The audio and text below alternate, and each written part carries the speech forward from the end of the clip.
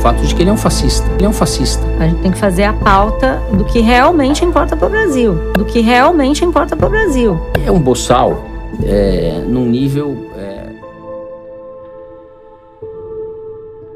A mídia de massa deixou de informar para transformar.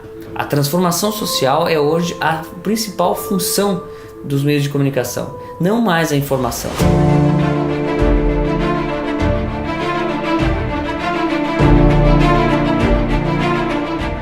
Eu conversei com 4 colegas que ocupam cargo de chefia ou que têm grande visibilidade nos veículos em que atuam. Eu não posso revelar a fonte da conversa porque a pessoa pediu para ser preservada por razões óbvias. Ela está falando de debate interno do veículo, como é que o veículo está discutindo a candidatura Bolsonaro, etc. Na Folha eu vi, entre outras coisas, que tem a avaliação de que o colunismo político do jornal é e vai ficar mais ainda maciçamente contra o Bolsonaro. E a reportagem, isso não só na Folha, acho que de maneira geral, vai tentar pegar o Bolsonaro de qualquer jeito. Na linha, como eu posso prejudicar o Bolsonaro fingindo fazer jornalismo? Essa frase foi usada de maneira irônica. É o fato de que ele é um fascista, que ele agride a Constituição reiteradamente. É um candidato que compromete o debate democrático. É um boçal.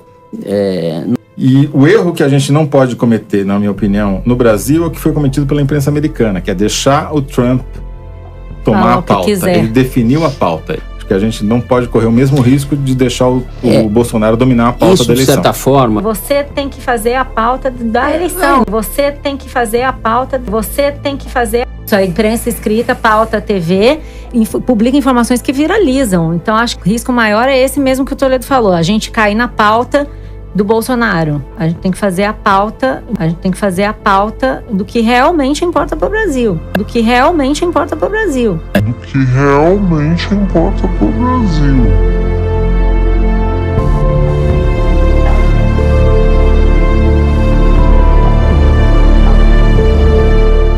Eles demonstram uma preocupação com a democracia, mas nada mais são do que uma elite querendo ditar as regras, mesmo contra 70%, 80% da população. A todo momento você ouve falar em conscientização, né? Você não ouve mais falar em informação, você ouve falar em conscientização, transformação social, e é só isso que se fala. E a mídia se tornou apenas isso. E é por isso que a internet está ganhando espaço, porque as informações estão sendo difundidas por ali. No jornalismo, por exemplo, existe a Associação Brasileira de Jornalismo Investigativo, a ABRAGE. Ela, na faculdade de jornalismo, ela é extremamente conceituada, ela dita as regras, ela diz o que é o certo e o que é o errado no jornalismo. Ela dita as boas maneiras do jornalismo. E essa ABRAGE, ela recebeu, né, financiamentos milionários de fundações como a Fundação Ford, a Fundação Open Society, que é do milionário George Soros. A democracia que eles estão preocupados, que pode estar ameaçada, né, é a democracia que eles querem, que é a elite dos jornalistas decidindo o que é a pauta. A gente tem que fazer a pauta do que realmente importa para o Brasil. Decidindo se o aborto deve ser legalizado, independente da opinião do povo, independente da Constituição Federal e independente do meio que usa para legalizar, né? O globalismo também está representado claramente nessa ação, né, da ADPF 442 e do STF. Mais de 18 milhões de dólares, pelo menos 18 milhões de dólares, foram injetados para que essas ONGs chegassem até lá. Com certeza, a grande mídia, esses grandes veículos, se beneficiam muito. Na linha, como eu posso prejudicar o Bolsonaro fingindo fazer jornalismo? Justamente porque eles têm que oferecer um produto, né? Então eles precisam aparecer sob uma moldura informativa, etc.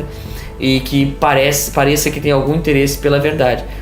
E dizendo-se preocupados com a democracia, eles fazem de tudo para evitar que o candidato que está sendo erguido pelo povo, sem qualquer estrutura, sem qualquer financiamento, né, chegue até lá. O jornalismo brasileiro, assim como o internacional, ele morre de medo de candidaturas como a do Donald Trump, a do Jair Bolsonaro. Por quê? Porque esses presidentes têm uma característica extremamente nacionalista e eles têm justamente esse objetivo de tirar do país todas aquelas forças internacionais que exercem pressão dentro do Brasil, tanto para mudança de leis quanto para mudança de comportamento, que são as grandes fundações. Mas ao mesmo tempo querem colocar, ou fazem de tudo para propiciar a eleição daqueles que apoiam ditaduras, falam em controle social, em controle da mídia. E depois eles atacam exatamente quem eles querem. Quem não quer se alinhar àquelas pautas, eles atacam com essas armas que eles inventaram. Racismo, homofobia, machismo, misoginia, eles atacam e tentam colar nas pessoas o tempo todo esses rótulos.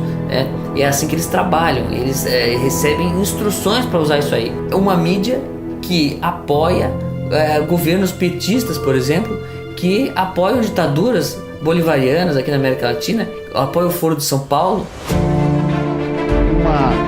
De uma aliança, de um eixo Chaves, Fidel e Lula. Bora, você sabe que isso é no mínimo uma piada de mau gosto, e eu te aconselho até não repetir isso no vídeo. Fui grande amigo de Chaves e lutamos juntos em favor dos povos oprimidos da América Latina. Nessa luta, eu conheci Nicolás Maduro, que me surpreendeu desde o primeiro momento por sua competência, o amor por seu povo e principalmente pela grande afinidade de pensamento com o presidente Chaves. Forte abraço do meu companheiro Hugo Chaves. O que eu estou te dizendo é que eu não acho que o Castro era pura e simplesmente um ditador como querem pintá-lo. Eu conheci muitos meios de comunicação falidos e ajudei porque acho que é importante ajudar.